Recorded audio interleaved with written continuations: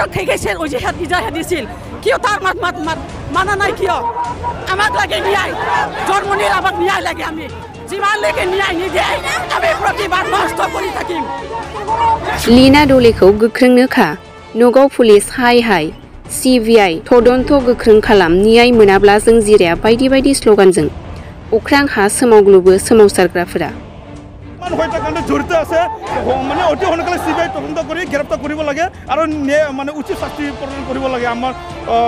Assam SI जन्मनि राफानि न्यायनि दाबिजों गसाइगावनि इस्लामपुराव गेदेर धरना 31 नं राजा लामायाव 30 मिनिटनि थाखाय राभा फरायसा आफाद आरो आइजो आफादनि गेदेर होस्रिखावनाय पुलिसनि हेंथा होनायखौ सिलिंखार खालामनानै राजा लामायाव ओंखारबोबाय रोजा रोजा राभा हारिनि सुबुंफोरा SI जन्मनि राभानि बुथारग्रा दायनिगिरिफोरखौ गोख्रों साजा होनो दाबि खालामनानै होस्रिखाव 31 नं राजा लामायाव न्याय दाबि खालामो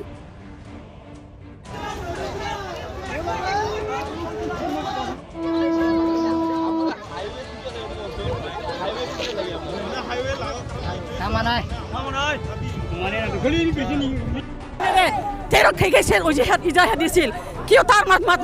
মানা নাই কিয় আমাক লাগে ন্যায় জন্মনিৰ আমাক ন্যায় লাগে আমি যিমানলৈকে ন্যায় নিদিয়ে আমি প্ৰতিবাদ নষ্ট কৰি থাকিম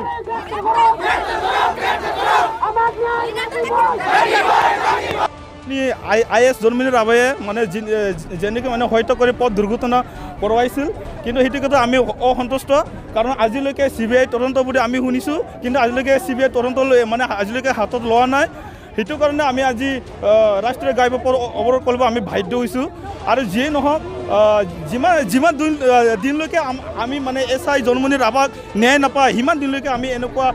ৰাষ্ট্ৰীয় ঘাইপথ ওলাইকে আমি আন্দোলন কৰিয়ে থাকিম আজি কেই ঘণ্টা লৈছে আজি আমি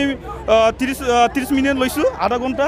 আমি আধা ঘণ্টা সময় কিনে আমি ৰাষ্ট্ৰীয় ঘাইপথ আমি অৱৰোধ কৰিম মোটামুটি আপোনালোকে চাওক মই ক'ব নোৱাৰোঁ আৰু মানুহকেইটা আহি আছে ওলাই আছে যিমান পাৰে ইমান ওলাই থাকিব এতিয়া আপোনালোকে চাওক ইমান হাজাৰ মানুহ আৰু চাগে নিশ্চয় আহিব আমাৰ মাজত আজি আমাৰ আজি যোনটো কাৰ্যসূচী আমি আৰচু আৰেক BRKR ৰাভা গণমঞ্চ RDC মানে সকলোৱে সংগঠন হাত সংগঠন মিলি কিনে আজি এইটো মানে প্ৰগ্ৰামটো লোৱা হৈছে আজি ইয়াৰ পিছত যদি চৰকাৰে যদি গুৰুত্ব নিদিয়ে আমি যেনেকুৱা পৰ্যায় যাব লাগে এই ন্যায় নোপোৱালৈকে আমি এনেকুৱা কাৰ্যসূচী আৰম্ভ কৰিয়ে থাকিম আমাৰ মূল দাবী হ'ল আমাৰ জন্মনি ৰাভাই মানে ন্যায় পাব লাগে তাৰ লগত যিমান হত্যাকাণ্ডে জড়িত আছে মানে অতি সোনকালে CBI তদন্ত কৰি গ্ৰেপ্তাৰ কৰিব লাগে আৰু মানে উচিত শাস্তি প্ৰদান কৰিব লাগে আমাৰ অসম